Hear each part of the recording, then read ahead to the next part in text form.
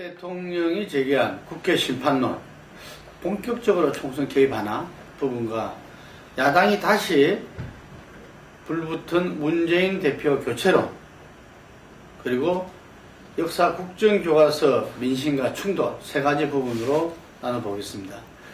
국회 심판론에서 보면 10일 국무회의에서 진실한 사람 선택해달라, 그래서 진박이라는 또 새로운 용어가 나오고 했는데 선거 개입이다. 근데 선관위에서는 아니다고 이야기했죠. 추상적이기 때문에 아니다고. 근데 뭐 실제로 이 후보들은 야당은 선거 개입이라고 공격은 하고 이제 가지만은 이것이 이제 박 대통령의 워딩들이 야당 지지층에 영향을 미치는 요소는 아니기 때문에 실질적인 정치적 의미로 보면 여권 일부를 향한 것이다. 이것이 이제 뭐 거의 그 부분들은 이제 다 정리가 되는 상황입니다. 그래서 이제 이번 박 대통령 발언을 두고 여권 내에 친박에 대한 공천 개입 신호탄이다. 뭐 이걸 시도로 해가지고 이제 뭐 진박이니 뭐 TK 물갈을 PK 물갈 이런 말들 계속 이제 친박 공세들이 강화되는 분위기하고 같이 맞물리는 상황입니다.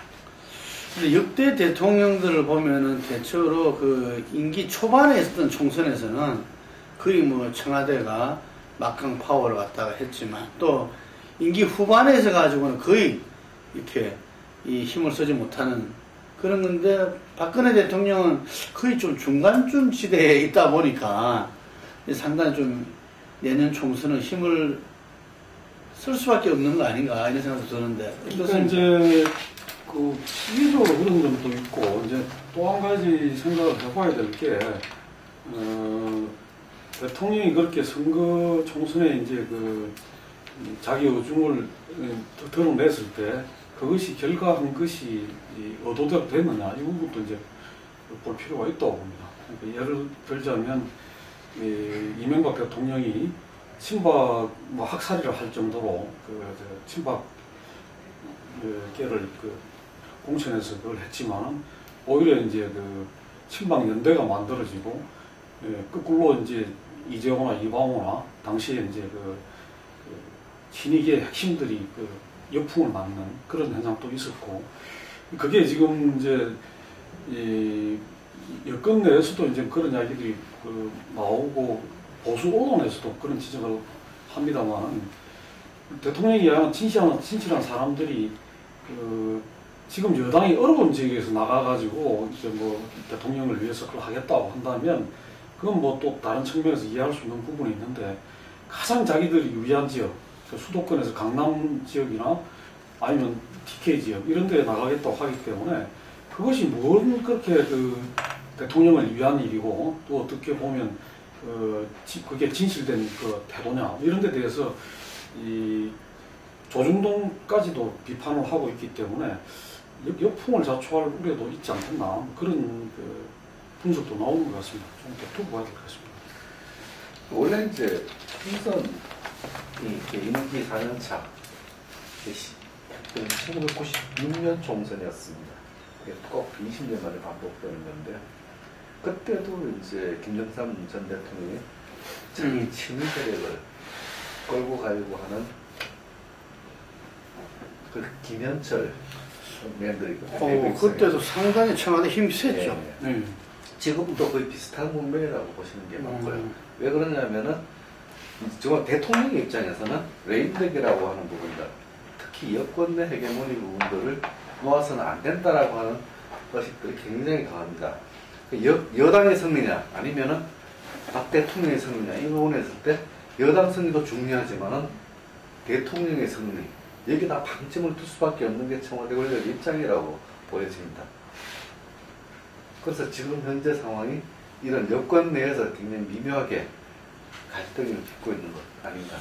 그러고 보면 당시 96년에 그 김영삼 대통령 시절에는 그 이렇게 아들 김현철 씨 소산이라고 이렇게 별칭이 붙은 우리 여론조사로서 공천에 적극적으로 개입했던 그런 그 기억이 납니다. 그런데 이번에 진실한 사람 선택해달라. 얼마 전에 유승민 그 원내대표 그때 배신 정치 국민이 심판해달라 하는 부분하고 연결돼 가지고 그때도 뭐 선관위 해석을 갖다가 선관위 그걸 갖다가 네. 이 개입이라고 야당은 반발하고 했었는데 실제 지금 이 청와대에서 내년 총선에 아주 뭐 적극적으로 지금 이제 개입하려고 하는 모습이 보이고 어떤 면에서 내년 총선은 뭐 박근혜 이 총선이다 이야기할 정도로 박근혜 대통령에 대한 어떤 지지 여부 이 부분들이 총선에서 상당히 중요한 부분이 될 수밖에 없고 그러면 현재 그 비박 지도부들이 상당히 이 동요할 수밖에 없겠네요. 그러니까 이제 비박 진영 내에서 좀 자기 발언을 하는 사람들은 이 부분에 대해서 굉장히 이제 그 적극적으로 반발하고 또 오늘 정두원 의원이라든가 유승민 의원이라는 이런 분들은 뭐 이렇게 이 벌거벗은 대통령론 전번에 우리 그 대표께서 자랑했던 이야기했던 걸 그대로 이제 이야기를 하고 이 김무성에 대해서도 아주 신랄하게 그 앞에 한마디도 못하는 그 모습에 대해서 굉장히 비판적인 걸 했었는데요. 그렇게 나오는 반면에 또 상당수는 이제 지금 대통령 눈치를 보면서 눈밖에 벗어나지 않으려고 하는 그런 저것도 있죠. 근데 문제는 이제 이게 대통령 의중이 TK 지역이나 또 이제 강남이나 이런 데서는 나냐 아니냐 선택하라는 게 먹힐 수 있겠지만은 오늘 정두원 의원도 그런 지적을 했습니다만은 대통령에 대해서 또 역사교과서 국정화에 대해서 상당히 부정적인 여론이 강한 지역에서는 이런 식으로 그 선거판을 끌고 가는 것이 여권 전체에 굉장한 부담을 줄 수 있다. 그 측면도 지금 무시할 수가 없고 그런 점에서는 이 야당에 대한 공격도 곁들이 갖고 그래서 우리가 이제 국회 심판론이라는 용어를 쓰는 건데 국회 전체를 물갈이하고 심판을 해달라는 그 뉘앙스로 이야기를 한 거기 때문에 하지만 결국은 이거는 여당 승리보다는 여당이 이기든 지든 자기 세력만 이렇게 살아남으면 승리하면 된다는 식으로 가는 거 아니냐 해갖고 조중동에서 대통령 총선 개입을 굉장히 우려하는 시각으로 보는 거 아니냐 그런 측면이 있습니다. 현재로서 이렇게 TK나 BK, 강남 이쪽 지역구 의원님들은 뭐 완전히 엎드린 자세입니다. 자신들을 물갈이 하려고 하니까. 네. 그러니까 현재는 5개월 남았기 때문에 그렇지만은 2, 3개월로 계속 침이 이제 돌아가면은 그것이 이제 칼날이 돼서 날아온다 했을 때는 이쪽이 최대의 분란 지역이 될 수밖에 없었고 몸부림이로 쳐봐야 될 거예요. 지금 이제 박 대통령에게 공격적인 언행을 하시는 분들을 보면은 수도권에서 다소 열세인 지역 내지는 비등한 지역입니다. 정두원 의원이나 김용태 의원. 정두원 의원 같은 경우는 오늘 이제 말씀하셨지만은 박근혜 왕정이라고 그랬습니다. 여왕이라고 그랬고 그것을 받드는 토대가 박 대통령 신도라고 했습니다. 신민 신도 그런 용어를 썼죠. 이거는 자기 여권 지지층에 대한 공격까지 간 거거든요. 뭐 거의 막 나간 그런 수준인데 이 정도로 지금 막 가자는 거죠, 그거는. 그쪽까지도 굉장히 이렇게 위기감을 가지고 공천은 포기했다라고 보고 이제 한 발언이 아닌가 할 정도로 나오거든요. 이런 상황인데도 이렇게 김무성 대표는 그야말로 무기력한 모습을 보이고 있는 데 대한 실망감도 아울러 같이 표현하고 있습니다. 근데 이것이 이제 내년 1, 2월로 넘어갈 경우 뭐 지금 계속 이렇게 넘어가는 것은 이렇게 가면 박 대통령이 계속 우위를 차지하겠지만 내년 1, 2월 가면은 뭔가 또 변화가 있지 않을까 이런 생각도 듭니다. 근데 김무성 지금 당대표 같은 경우가 굉장히 말하자면은 그 햄릿 지금 이제 우리가 말한 데 늘 고민하는 하지만 햄릿도 알고 보면 상당히 용감했던 사람이라는 거잖아요. 그래서 뭐 이렇게 이 무대란 별명을 가진 김무성 대표가 실제로 그래 막 모르고 막 그런 사람은 아닌데 굉장히 제가 볼 때는 전략적인 것 같아. 이게 그 행보가 지난번에도 2012년도에도 공천 탈락됐을 때 그 여러 부분들에서 함께 모여서 한번 제3의 힘을 한번 밀어붙여 보자 그랬을 때 막판에 본인이 백의종군 선언을 했던 그런 점에서 보면은 지금 현재 청와대가 뭔가 모종의 지금 이렇게 미략을 좀 했다는 이야기도 있잖아요, 이게. 그래서 어쨌든 총선까지는 엎드리자, 시간은 이렇게 자기 편이다. 자기들이 볼 때는, 김무성 당대표 측에서 볼 때는 차기 주자가 그렇다 해서 뚜렷하게 지금 이제 있는 게 친박 쪽에서 없기 때문에 이 총선 이후 국면은 또 다르다. 이제 이런데 이게 이제 비박 내에서도 이 김무성 대표 쪽으로 뭐 그건 김무성 대표는 자기를 중심에 놓고 보니까 그런 거지만 다른 사람들은 당장에 지금 이제 공천이 날아가고 이런 지경에 처하기 때문에 이해관계가 다를 수밖에 없어가지고 새누리당이 친박 비박뿐만 아니라 비박 내에서도 또 이렇게 좀 예. 달라질 수밖에 없는 상황이 올 것 같아요. 그러니까 이제 비박 내에서만 달라지는 게 아니라 이제 지금 총선으로 가는 국면에서 몇 가지 이제 좀 주시를 해야 될 게 오늘 이제 그 친반연대라는 게 만들어졌다고 합니다. 그러니까 반기문을 그 중심에 놓고 하는 네. 그런 그게 있다고 하고 또 한 가지 이제 이 주목을 해야 될 대목은 오세훈이 종로 출마를 이제 저걸 공언을 하고 있는데 그 부분에 대해서 김무성 대표하고 신경전을 지금 펼치고 있거든요. 이제 조금 더 어려운 지역으로 가라. 종로 가지 말고. 그리고 오세훈은 종로 정도면 충분히 어려운 지역이다. 뭐 그런 이제 가벼운 언쟁도 하는데 결국은 이제 이 밖에서 많은 사람들이 오세훈을 염두에 두고 있는 거 아니냐. 그런 그 시각도 있거든요. 저도 오세훈이 네. 그 친박 차기 후보설을 들었어요. 네, 그렇기 때문에 그런 부분들이 조금 더 이제 노골화되고 가시화된다면 그때는 또 좀 상황이 달라질 거다.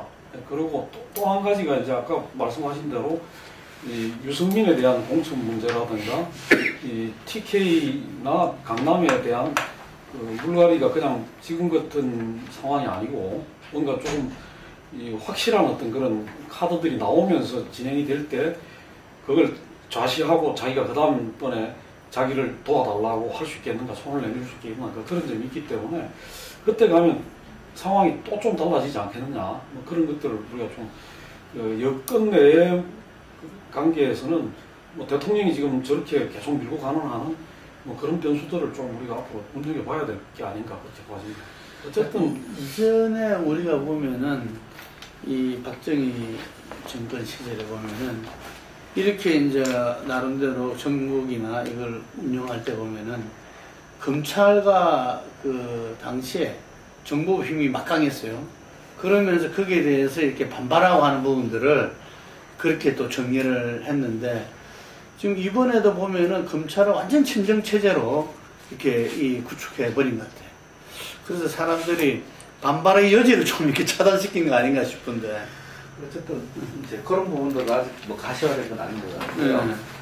아니 나중에 이제 그 정도 상황이 되면 다만 이제 분명한 것은 박 대통령이 TK와 PK 강남을 통 여기에 대해서 분명하게 지분을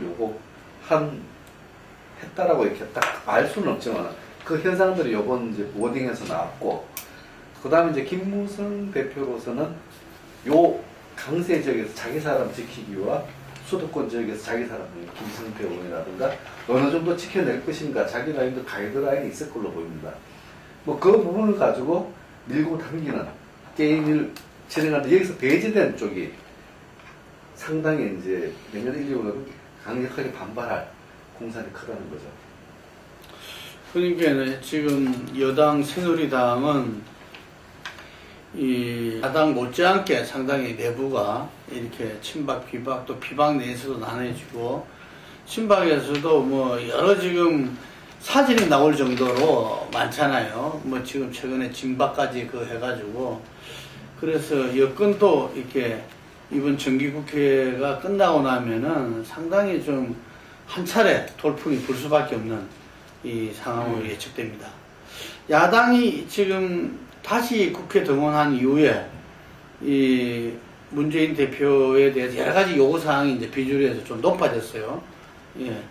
이 12.8 재보선 패배가 직접적인 또 계기가 됐죠. 예. 근데 뭐 12.8 재보선 패배는 사실은 뭐 예견됐던 거라고 볼 수가 있고 또 그렇게 이 재보선 이전에 그렇게까지 이제 그 관심도를 갖지 않았던 선거였던 거는 사실인 것 같습니다. 이제 국회의원 선거 거의 없었기 때문에. 근데 그럼에도 불구하고 이제 이게 또 하나의 어떤 그 빌미가 돼가지고 그러면서 이제 이 역사국 교과서 국정화 문제 때문에 조금은 어떻게 당내 갈등이 장복해 있다가 농성이 끝나고 등원을 그걸 하기로 하면서 이제 그 본격화되는 그런 양상을 보이고 있는데, 문제는 여전히 이제 그 저번에 이제 혁신이 마감할 때 보였던 양상하고 본질에서 크게 달라지지 않았다. 다시 말해서 그 비주류에서 여러 가지 요구를 하지만 그게 결집되고 어떤 그 하나로 모아져 가지고 정말로 어떤 그 문재인이나 주류를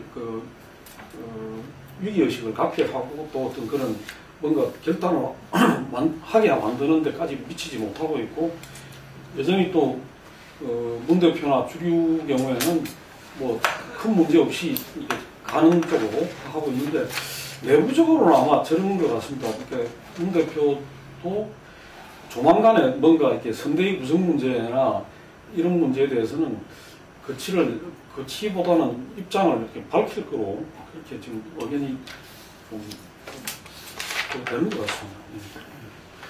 문재인 대표가 최근 이 갤럽 차기 정책 지도자 조사에서 호남에서 5%에 불과했다. 그래서 굉장히 큰 충격으로 와닿는 모양이에요. 오세훈, 유승민이 한 4% 정도 나왔으니까 호남에서. 요건 뭐 12.8 재보선 이후에 이제 최근에 이제 경향성 지난 주에는 지지난주죠. 그때는 8%였고 그때도 이제 계속 호남 지지율이 나빴습니다. 문 대표의 최대 약점이라 해서 그것이 호남 지지율이 항상 거론되어 왔습니다. 김무성이 호남에서 9%. 예. 또 이런 부분들은 또 호남이 아직 정리되지 않은 상황.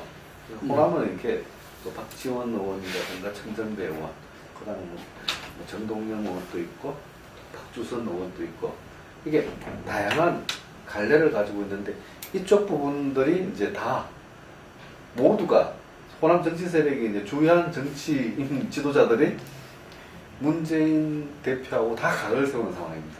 이 상황이 여론에 그대로 반영될 수밖에 없는 구조입니다. 뭐 이런 부분을 반영을 하고 이제 보시면 될 것 같습니다.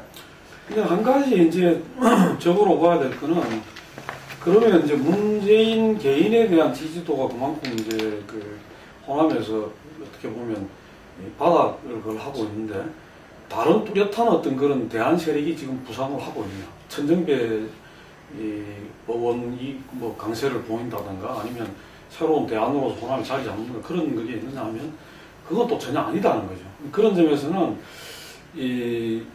호남은 여전히 이제 조금 전에 했듯이 상황을 상당히 보고 있다. 그러니까 전체로 봐서는 그걸로 또 이제 지금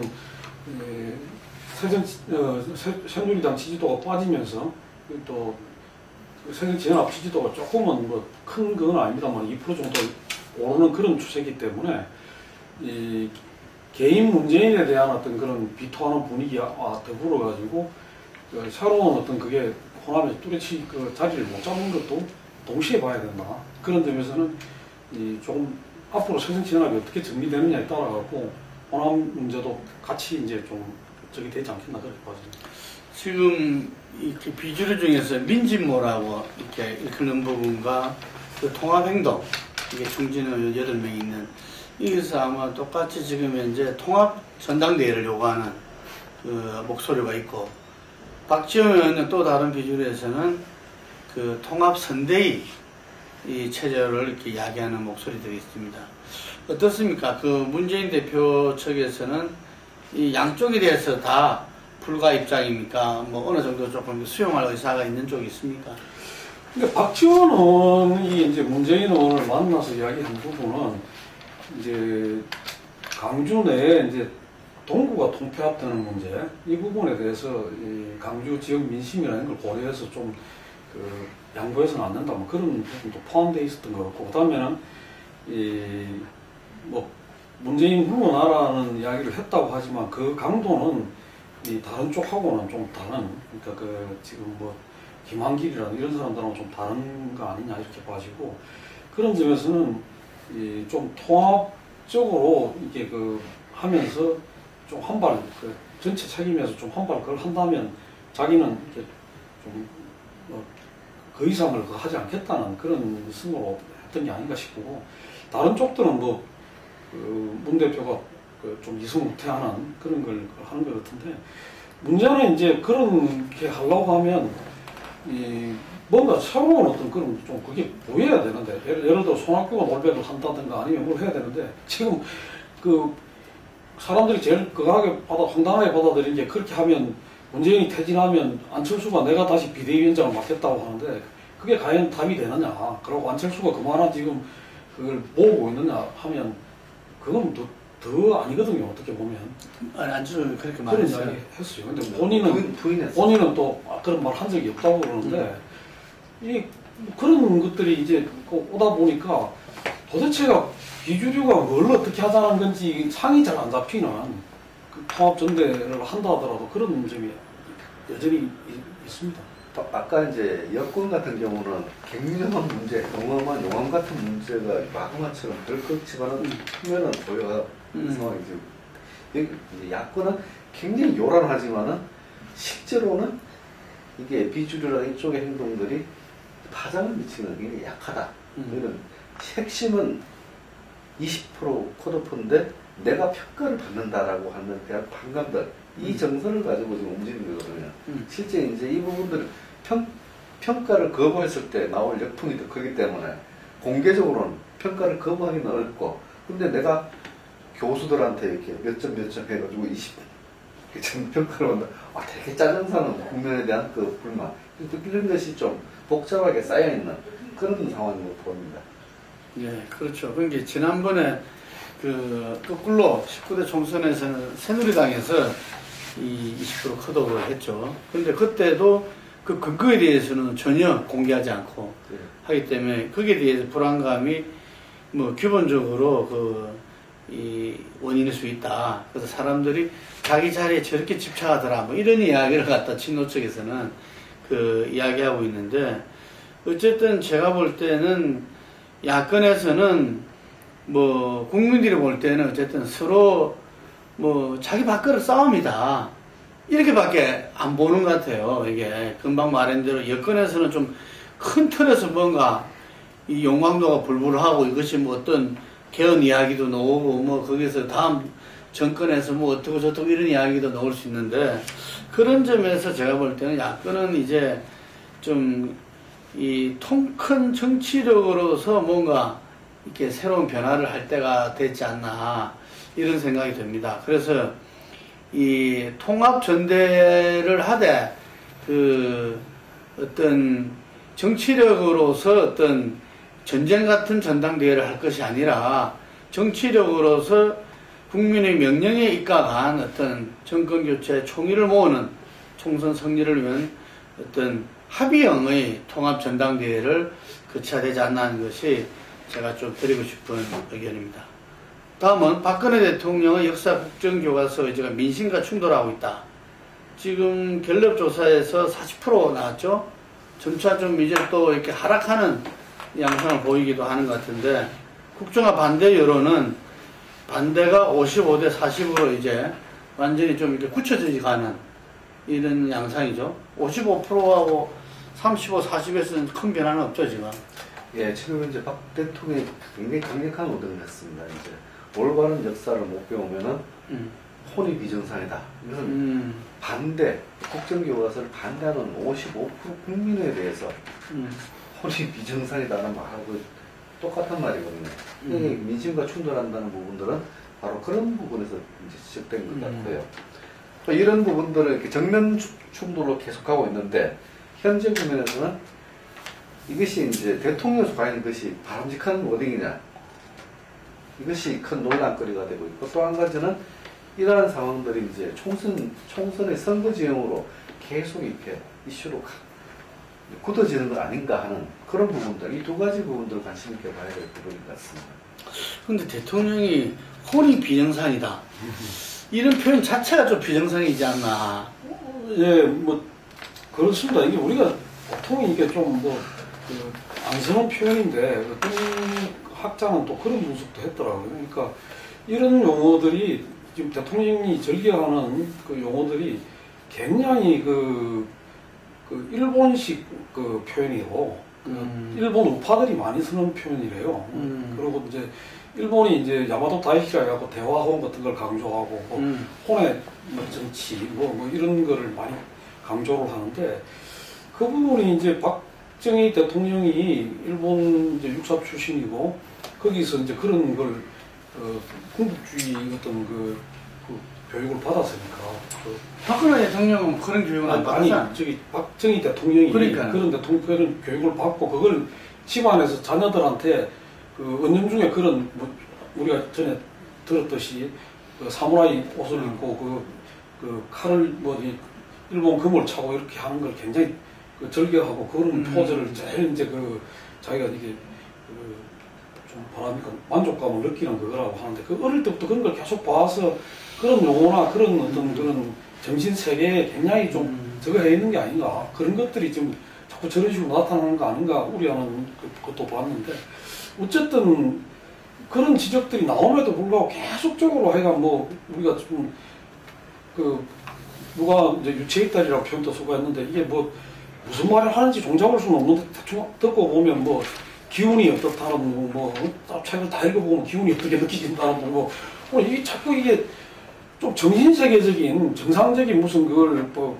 그 사실을 놓고 판단을 하고 이런 게 아니라 혼이 어떻다 뭐 정신이 어떻다 이런 그 기운이 어떻다 이런 표현을 쓰는 것 자체가 굉장히 참 불안하게 비친다 그런 점 이야기할 수 있을 것 같습니다.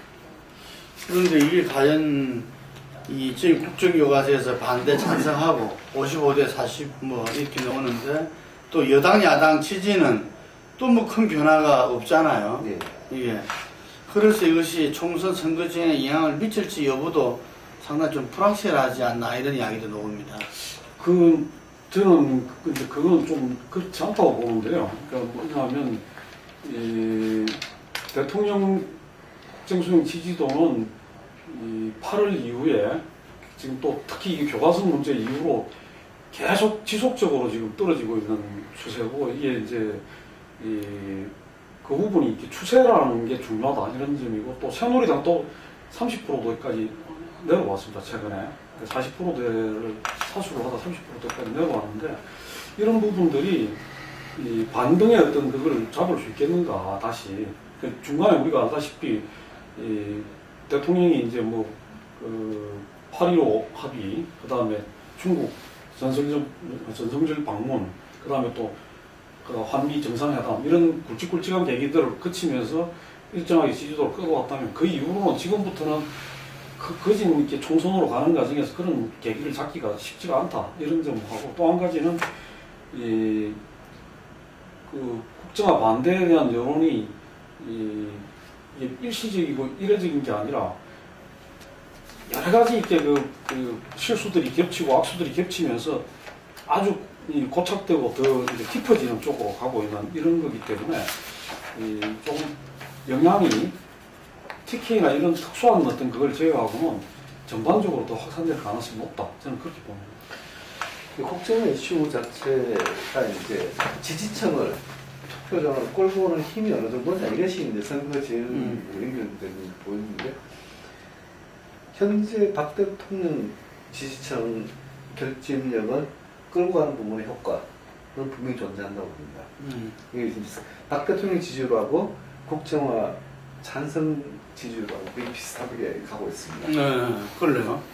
그런 부분들은 여권은 근데 이것이 이제 고정 지지층에 대한 효과가 있는데, 다음 야권은 이게 아직 참 맥락이 좀 아직 잡히지를 않고 있습니다. 네. 실제 이제 국정화 이슈에 대해서 가장 강력한 반대 세력이 젊은 층입니다. 그런 면에서는 젊은 층이 투표장에 나올 수 있다. 뭐 이런 부분에서는 긍정적인 효과가 있는데, 그럼 이 사람들은 이분들이 투표장에서 이렇게 새정치연합을 라든가 이 사람들 찍느냐 마느냐 부분에서 과연 굉장히 이렇게 혼선이 있지 않을까 이런 부분이 있기 때문에 뭐 장담하기는 좀 어려운 부분이 있습니다. 근데 이제 그 점이 있죠. 지금 이제 대통령 경우에 이제 선관위가 저런 식으로 입군 해석을 했는데 추상적이기 때문에 그러니까 진실된 사람을 선택해달라는 이야기가 추상적이기 때문에 선거 개입은 아니라고 했는데 유권자들 운동이라든가 이런 걸 통해 가지고 오히려 이제 정말 선택받아야 될 사람들이 어떤 사람들인가 하는 부분에 대해서 당을 넘어서 가지고 기준과 어떤 걸 제시하는 그게 있을 수도 있다고 봅니다. 그런 점에서는 이 선거가 가까워지면서 대통령이 어떤 그 자기 기준을 제시하면서 자기 사람들을 밀어 나가는 거하고, 그 다음에 이제 어떤 그 국민적 공론이라든가 시민사회의 어떤 그런 분위기에서 그 어떤 사람들은 떨어뜨려야 되고 어떤 사람은 당선시켜야 된다, 이런 것들이 좀 적어되면서 형성될 분위기하고가 결국은 이 국정화, 역사교과서 국정화 문제에 대한 그 어떤 태도, 이거하고도 영향이 있다고 보거든요. 그러니까 지금 여당 의원들이 속으로 곤혹스러운 거는 선거만 생각하면 이거 좀 안 했으면 좋겠다는 이야기를 하고 싶은 사람들이 많이 있을 거예요, 의원들이. 근데 그 이야기를 못 꺼내는 거죠. 이 공천 문제가 또 맞물려 있기 때문에. 그렇지만 그런 것들이 나중에 가서는 상당히 그 도마에 오를 가능성도 있다. 그렇게 봅니다. 4.19 재보선이나 이렇게 12.8 재보선 같은 경우는 젊은층이 참여하지 않는 선거이기 때문에 뭐 여권이 무조건 유리합니다 이렇게 보여지는데, 4.14 총선은 또 총선은 다르죠. 이 젊은이들이 투표장에 어떻게 나오느냐의 문제가 걸려있기 때문에 국정교과서 이슈만 보면은 젊은 층들이 투표장에 나올 수 있는 동력이 된다. 이건 확실한 것 같습니다. 예, 그러니까 지난 2000년도에 낙천 운동도 상당히 영향을 미쳤잖아요. 그걸 뛰어넘는 어떤 그 유권자의 어떤 행동, 이루어진다면은 아마 그 영향은 바로 그 여론을 선거에 영향을 미치는 요소로서 할 건데, 아직까지는 그런 움직임은 아직까지는 없는 거죠. 이게. 그래서 현재 이 역사교과서 국정화 부분이나 여당과 야당의 어떤 용광로나 같은 조금 조용하나 또 같은 요란하나 어떤 속에서는 본인들의 어떤 이렇게 기득권 문제 이런 여야가 다 안고 있는데, 아마 이렇게 맞물리면서 지금 이 시간은 이렇게 다가오면서 선거 획정위가 오늘까지였죠. 예, 15일 연장하기로 좀. 예, 그래서 어쨌든 정기특위 여당 간사는 사퇴를 했다고 그러는데, 야당은 또 문재인 대표가 필요하다고 또 이야기를 했다 그러던데, 어쨌든 그 문제가 맞물리면서 이제 드디어 이 총선은 하루하루 좀 가까이 오고 있습니다. 오늘 여기까지 하겠습니다.